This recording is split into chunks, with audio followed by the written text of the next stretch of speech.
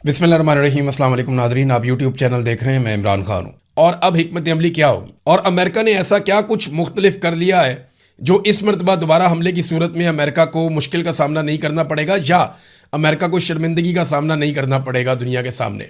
तो ये तो एक मीटिंग हुई है, लेकिन मार्को रूबियो ने, जो अमेरिका के वजीर खारजा हैं, उन्होंने जो ईरान ने तजवीज़ दी थी उस तजवीज़ को मुस्तरद किया है। ईरान की तजवीज़ ये थी, और ये बड़ी वाज़ेह उन्होंने दो बातें सादी सादी है, मैंने आपके सामने पहले भी रख दी थी, बल्कि जब ये खबर छपी आलमी मीडिया में उससे भी पहले मैंने आपको बताया था कि ये दो चीज़ें हैं, एक तो आबना हुर्मुज़ और एक मैंने आपसे अर्ज़ किया था कि ये जो एटमी सलाहियत है ईरान के पास या जौहरी प्रोग्राम ईरान का, ये डिस्कस होगा। तो ईरान ने कहा जी जौहरी प्रोग्राम को तो हम डिस्कशन में रख लेते हैं, उसके ऊपर हम आइंदा भी बात करते रहेंगे, पहले भी करते रहे हैं, ये मामला हम पेंडिंग कर देते हैं, इस पर मुज़ाकरात चलते रहेंगे। हम फौरी तौर पे एक मुआहिदा कर लेते हैं जिसमें हम आबना हुर्मुज़ को खोल देते हैं। और जो ईरान ने उसमें तजवीज़ दी थी वो ये दी थी कि एक मुआहिदा करते हैं अमेरिका और ईरान के बीच में आबना हुर्मुज़ को खोलने के हवाले से, और उस मुआहिदे के मुताबिक अमेरिका नाकाबंदी ख़त्म कर देगा और ईरान आबना हुर्मुज़ को खोल देगा। लेकिन मार्को रूबियो ने कहा कि अमेरिका इन तजावीज़ को मुस्तरद करता है क्योंकि ईरान ने सख्त शराइत के तहत आपने हुर्मुज़ की बंदिश खोलने का कहा, जो हमारे लिए काबिल कबूल नहीं है। ईरान का कहना यह है मार्को रूबियो के मुताबिक कि जहाज रानी सिर्फ उस सूरत में हो सकेगी या आपने हुर्मुज़ में से जहाज सिर्फ उस सूरत में गुजरेंगे जब ईरान के साथ हम आहंगी की जाएगी या उनसे बाकायदा इजाज़त ली जाएगी। अगर कोई बगैर इजाज़त लिए या ईरान से कोऑर्डिनेशन किए बगैर यहाँ से गुजरेगा तो उसको या तो उड़ा दिया जाएगा या फिर उसके ऊपर जुर्माना आयद कर दिया जाएगा। ये मार्को रूबियो ने कहा जी हमें काबिल कबूल नहीं है। फिर मार्को रूबियो ने एक और स्टेटमेंट दिया। डोनाल्ड ट्रंप ने कहा था, आपको याद होगा, कि हमने ईरान के तकरीबन तमाम मिसाइल ख़त्म कर दिए हैं और उनकी मिसाइल साइट्स तबाह कर दी हैं। अब ईरान के पास हमला करने की सलाहियत नहीं है, हम जंग जीत चुके हैं, ये डोनाल्ड ट्रंप ने कहा था। मार्को रूबियो ने इसके बरक्स एक स्टेटमेंट दिया है। डोनाल्ड ट्रंप ने तो 100% मिसाइल ईरान के ख़त्म कर दिए थे, लेकिन मार्को रूबियो ने कहा नहीं, 50% मिसाइल जो है वो सलाहियत ईरान के पास अभी बाकी है और ईरान इतने हथियार रखता है कि वापस 50% हथियारों से हमला भी कर सकता है। एक और नाज़रीन डेवलपमेंट आई इसमें, ये बड़ी दिलचस्प है। ईरान के नायब सदर का एक स्टेटमेंट है, पहले वो आप देख लें। ईरानी नायब सदर ने कहा कि माजी में हमारी तौहीन करने वाले ममालिक, वो ममालिक जो हमें जलील करते थे, वो ममालिक जो हमें जेट फ्यूल बरामद करने से इनकार करते थे, आज वही ममालिक अपनी तवानाई की सप्लाई को महफूज बनाने के लिए और अपने बहरी जहाज़ों को आबना हुर्मुज़ में से गुजारने के लिए हमसे इजाज़त के लिए इल्तजा कर रहे हैं। ये बड़ा फातिहाना किस्म का स्टेटमेंट है। यानी ये तो ईरान ऐसा लगता है अपनी फतह का ऐलान कर रहा है कि जो ममालिक कल तक ये करते थे वो करते थे, आज वो ममालिक देख लें कि हम कैसे। ये गुज़िश्ता 2 दिनों से ईरान के स्टेटमेंट बड़े सख्त हो रहे हैं। ईरान के मुख्तलिफ जो लीडर्स हैं वो कभी यूरोपियन स्टेटमेंट्स के खिलाफ बात करते हैं। यानी एक और स्टेटमेंट मैं देख रहा था, ईरान के एक बड़े लीडर हैं, उन्होंने कहा कि जर्मनी का, क्योंकि एक बयान आया अमेरिका के बारे में कि अमेरिका के पास कोई मंसूबा नहीं है इस जंग से निकलने का, और उन्होंने कहा कि ये मामला इस तरीके से हल भी नहीं होगा। लेकिन उन्हें भी याद दिलाया गया ईरान की जानिब से, ईरानी क़यादत की जानिब से, कि जनाब आप भी दिसंबर में ये कह रहे थे कि चंद हफ्तों के अंदर ईरान का ये हो जाएगा वो हो जाएगा, तो वो देखें हम तो अपनी जगह पे खड़े हैं। तो ईरानी अब सबको जवाब दे रहे हैं, यूरोपीय ममालिक में भी कुछ को जवाब दे रहे हैं, अमेरिका को भी जवाब दे रहे हैं, इसराइल को भी जवाब दे रहे हैं और जारहाना बयानात दे रहे हैं। ये नायब सदर का स्टेटमेंट ये कोई छोटा स्टेटमेंट नहीं है। उन्होंने कहा जो ममालिक हमें जलील करते थे, हमारी तौहीन करते थे, हमें जेट फ्यूल बरामद करने से इनकार करते थे, वो हमसे इल्तजा कर रहे हैं कि हमारे जहाज़ों को यहाँ से गुजरने दें आपने हुर्मुज़ में से। तो ईरान का रवैया रशिया जाने के बाद, मैंने कहा ना, काफ़ी उन्हें कॉन्फिडेंस आया है। रशिया ने, मुझे लगता है कि ईरान के साथ काफ़ी सारी चीज़ें तय की हैं। नेटो का सालाना एक सरबराही इजलास होता है नाज़रीन। ये नेटो के जो ममालिक हैं, ये मगरबी ममालिक हैं, ज़्यादातर अमेरिका के सारे इत्तहादी हैं। तो ये नेटो ममालिक इकट्ठे होते हैं, इनका सालाना एक सरबराही इजलास होता है जिसमें तय करते हैं पूरा साल क्या हुआ, अगले साल क्या होगा, और ये अपनी हिकमत अमली बनाते हैं। अब नेटो वाले जो हैं वो इस रवायत को ख़त्म करने पे गौर कर रहे हैं कि अब हर साल इजलास बुलाने की ज़रूरत ना पड़े। और सादा जो इसकी वजह बताई जा रही है इंटरनेशनल मीडिया में, वजह ये बताई जा रही है कि वो डोनाल्ड ट्रंप को अवॉइड करना चाहते हैं कि अगर डोनाल्ड ट्रंप आएगा नेटो की सरबराही इजलास के अंदर, वो कोई ना कोई ऐसी बात करेगा, बड़ी बदमज़गी अमेरिका की और मगरबी ममालिक की पैदा हो जाएगी। तो ट्रंप के साथ कशीदा मुलाकात से बचने की कोशिश है ये, और कुछ नहीं है। तो इस मामले में वो कहते हैं जनाब इसको, मामले को अगर मौखरी कर दिया जाए तो अच्छी बात है, नेटो का जो सरबराही इजलास है वो ना हो। चीन ने नाज़रीन अक़वाम मुत्तहिदा में एक बड़ा सख्त स्टेटमेंट दिया है और चीन ने वही पोजीशन उनकी वही है लेकिन ये अमेरिका के लिए बड़ा सख्त स्टेटमेंट है। आबने हुर्मुज़ इस वक्त सबका मसला बना हुआ है ना।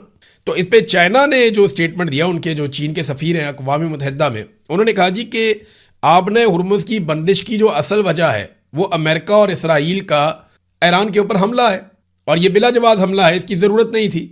अच्छा, इन्होंने ये हमला कर दिया ईरान के ऊपर और आबने हुर्मुज़ उसके बाद बंद होगी, तो जिम्मेदार इसराइल और अमेरिका का हमला है, चाइना ये कह रहा है। फिर वो ये कहता है कि इस मसले का जामे और मुस्तकिल हल क्या है, वो सिर्फ और सिर्फ जंगबंदी में है कि मुस्तकिल जंगबंदी हो जाए तो ये मसला हल हो जाएगा, वरना ये मसला हल नहीं होगा। तो इसमें सारे बैठ के एक मुस्तकिल जंगबंदी करवाएं, जिसके नतीजे में ये मसला हल होगा, वरना ये मसला इसी तरह जारी रहेगा। नादरीन, कुन्नर में वहाँ पे एक हमला हुआ है और वहाँ की गवर्नमेंट ने इल्ज़ाम लगा दिया पाकिस्तान के ऊपर कि पाकिस्तान ने हमला किया है, और वो कहते हैं जी हमारा काफ़ी नुकसान हुआ है यहाँ पे इस हमले में। अब पाकिस्तान ने जो है वो ये कहा कि नहीं, ये ऐसा नहीं किया, पाकिस्तान ने ऐसा नहीं किया, पाकिस्तान ने ये अटैक कुन्नड़ में नहीं किया। बल्कि पाकिस्तान की तरफ से कुछ ज़राए ये भी बता रहे हैं कि कुन्नड़ में कोई दहशतगर्दों का मरकज़ था, वहाँ पे कोई तरबियत दी जा रही थी दहशतगर्दों को, और वहाँ कोई धमाका हो गया तरबियत के दौरान, और वो नुकसान पाकिस्तान पर डालने की वहाँ की हुकूमत कोशिश कर रही है। ये पाकिस्तान का मौक़िफ़ है। जबकि अफ़गानिस्तान का मौक़िफ़ ये है कि पाकिस्तानी फोर्सेस की जानिब से अटैक किया गया है और वहाँ बमबारी की गई है, जिसके नतीजे में वो ये दावा करते हैं कि वहाँ सिविलियंस का नुकसान हुआ है। अब ये तो अफगानिस्तान का मामला ना, इस पे तो अफगानिस्तान का मौक़िफ़ अपना है, पाकिस्तान का अपना, लेकिन पाकिस्तान के अंदर एक ही दिन में 3 बड़े खौफनाक वाक़यात हुए हैं। हमारे बड़े अच्छे जर्नलिस्ट हैं मोहम्मद फ़हीम साहब, वो इसको रिपोर्ट करते हैं कि एक दिन में 3 मुबैना ड्रोन हमले हुए। खैबर अकाखेल में ड्रोन हमला, बच्चों समेत 7 अफराद वहाँ पर ज़ख्मी हो गए। पेशावर हसन खेल में ड्रोन हमला, और शुमाली वज़ीरिस्तान में ड्रोन जो है मुस्लिम लीग नून के रहनुमा मलक लियाकत अली वज़ीर का बेटा और 2 भतीजे समेत 3 बच्चे भी वहाँ पे ज़ख्मी हो गए। तो ये ड्रोन हमले हो रहे हैं, इनके खिलाफ एहतजाज भी जारी है। खैबर में घर पे मार्टर गोला गिर गया, ये एक्सप्रेस न्यूज़ की खबर है।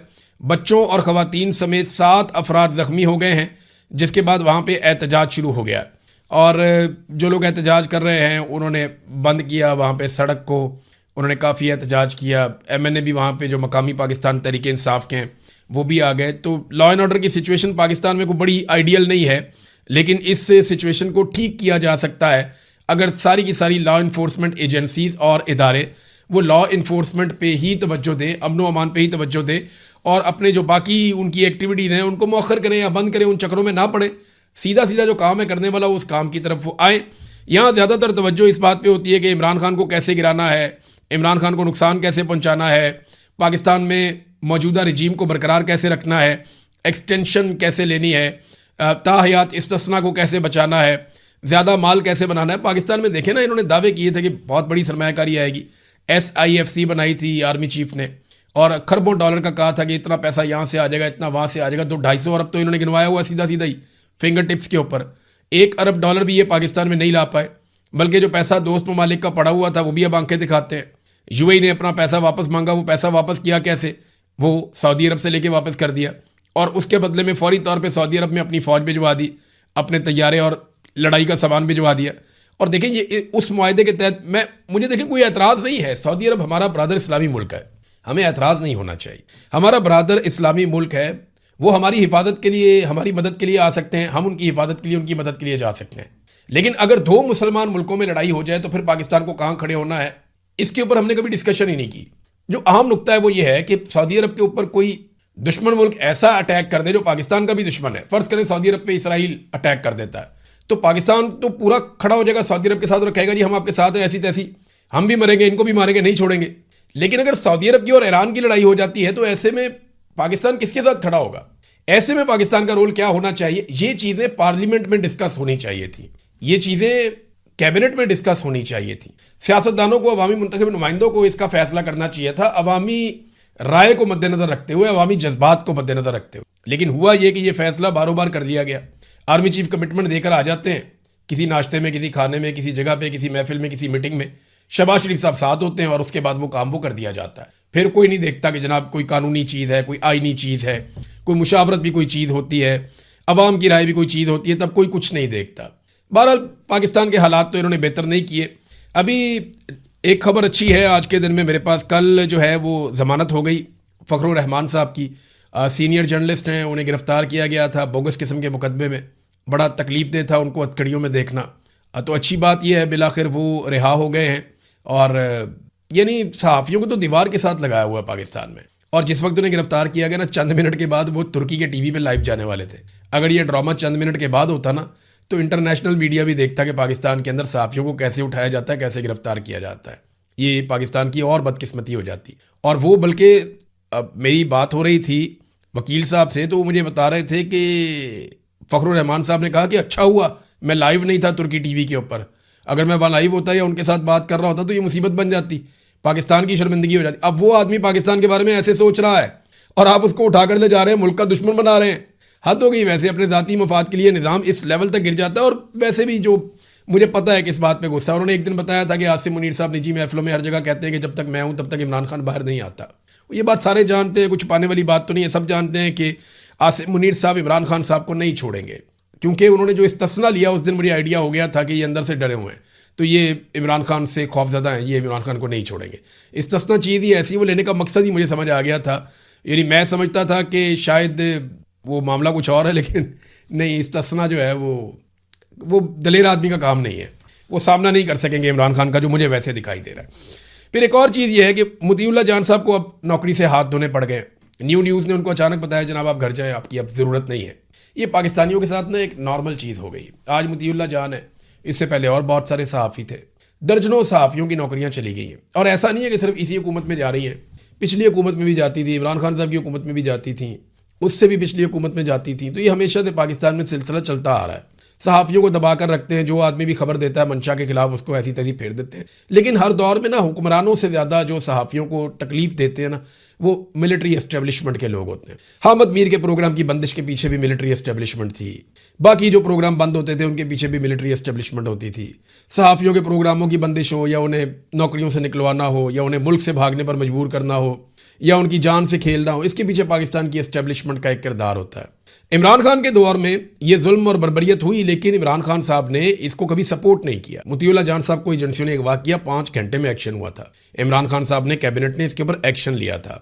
और सहाफ़ियों के साथ जो हुआ, इमरान खान साहब की हुकूमत ने उस वक्त एक्शन लिया जितना वो कर सकते थे, लेकिन मौजूदा हुकूमत ने तो परवाह ही नहीं की। ये तो सहूलतकार बन गए बहुत अच्छी तरह मिलिट्री एस्टेब्लिशमेंट के। तो अब मोतीउल्लाह जान साहब भी गए। 1 दर्जन के करीब सहाफ़ी हैं जो पाकिस्तान से बाहर अपनी जान बचा कर आए। नौकरियां भी चली गई, सब कुछ चला गया। पाकिस्तान के अंदर दर्जनों सहाफ़ी हैं जिनके प्रोग्राम्स होते थे, जिनकी नौकरियां होती थी, उनसे नौकरियां भी छीन ली गई, उनके प्रोग्राम्स भी बंद कर लिए गए। वो बड़ी तकलीफ़ की ज़िंदगियां गुजार रहे हैं। पाकिस्तान के अंदर भी ऐसी सहाफ़ी हैं। तो ये एक रूटीन बनती जा रही है और इसको एक नया नॉर्मल बना दिया गया है। पाकिस्तान एक ऐसा मुल्क है जहाँ पे सहाफ़त करना अब बड़ा रिस्की काम है। यानी इसमें बहुत रिस्क है। अगर आप पाकिस्तान में सहाफ़त करते हैं, आपका किसी दिन भी आपकी नौकरी छीनी जा सकती है, आपकी आमदन बंद हो सकती है, आपको गिरफ्तार किया जा सकता है, आपके सोशल मीडिया अकाउंट्स बंद किए जा सकते हैं, आपको उठाया जा सकता है। आजकल एक नई वारदात भी की जा रही है। ये जो पाकिस्तान तहरीक इंसाफ के सोशल मीडिया वर्कर्स थे ना, इन पर बहुत दबाव डाला एजेंसियों ने, बड़ी कोशिश की कि ये इमरान खान के खिलाफ बोलें। वो इसके लिए कोई आमादा नहीं हुआ। तो अब वो एक नई स्टेज ये है कि आप इमरान खान के खिलाफ ना बोलें, आप इमरान खान के लोगों के खिलाफ बोलें। यानी आप पाकिस्तान तहरीक इंसाफ में दरार पैदा करें, मुखालफत पैदा करें, तहरीक इंसाफ में आप लड़ाइयाँ करवाएं। बहुत सारे ऐसे लोग हैं बेचारे जो नहीं चाहते, लेकिन इसके बावजूद कई अकाउंट से आप देख रहे होंगे कि पाकिस्तान तहरीक इंसाफ के अंदर लड़ाइयाँ करवाई जा रही हैं। इमरान खान की कोई बुराई नहीं करता, लेकिन एक ने ये ग्रुप बनाया हुआ है, एक ने वो ग्रुप बनाया हुआ है, एक ने वो ग्रुप बनाया हुआ है। तो एस्टेब्लिशमेंट का अपना तरीकाकार होता है ना चीज़ों से डील करने का। जब उन्होंने देखा कि ये इमरान खान के खिलाफ नहीं हो रहे, सारे उसके साथ खड़े, तो उन्होंने कहा ठीक है, इनको आपस में तो लड़ाओ, कम से कम कमज़ोर तो करो इनको।